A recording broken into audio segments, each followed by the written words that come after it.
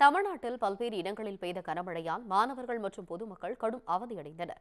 சென்னை அருகே பல்வேறு இடங்களில் பெய்த மழை காரணமாக பொதுமக்களின் இயல்பு வாழ்க்கை பாதிக்கப்பட்டது. திருவேற்காடு, வேலப்பன் சாவடி, வானகரம், காட்டுப்பாக்கம், பூந்தமல்லி, ஐயப்பந்தாங்கல் உள்ளிட்ட பல்வேறு பகுதியில் காலை சாரல் மழை பெய்தது. இதனால் பள்ளி சென்ற மாணவர்கள் கடும் அவதியடைந்தனர். பூவிருந்தவள்ளி நெடுஞ்சாலையில் போக்குவரத்து சிக்னல் சரியாக இயங்காததால் 3 கிலோமீட்டருக்கு வாகனங்கள் அணிவகுத்து நிற்கின்றன.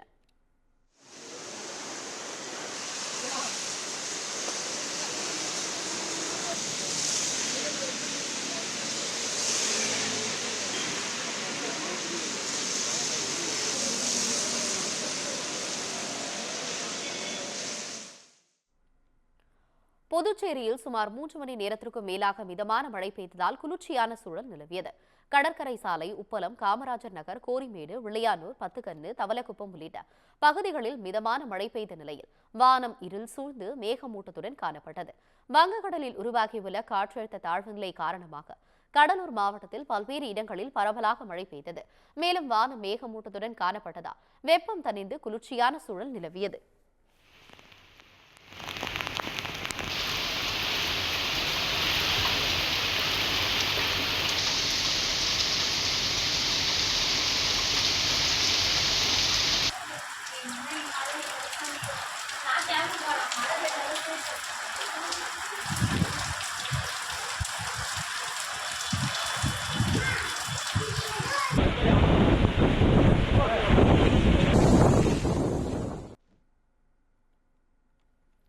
திருவாரூர் மாவட்டத்தில் பல்வேறு இடங்களில் இரவு முதல் காலை வரை மிதமான மழை பெய்தது.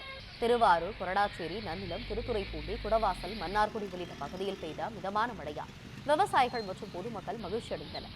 ஆரஞ்சு அலர்ட் விடுக்கப்பட்டுள்ள மயிலாடுதுறை மாவட்டத்தின் ஒரு சில இடங்களில் அதிகனமழை முதல் லேசான மழை பெய்தது. முன்னெச்சரிக்கை நடவடிக்கையாக பள்ளி, கல்லூரிகளுக்கு விடுமுறை அளிக்கப்பட்டது. அதிகபட்சமாக தரங்கம்பாடியில் 12 மில்லிமீட்டர் மழை பதிவாகியது.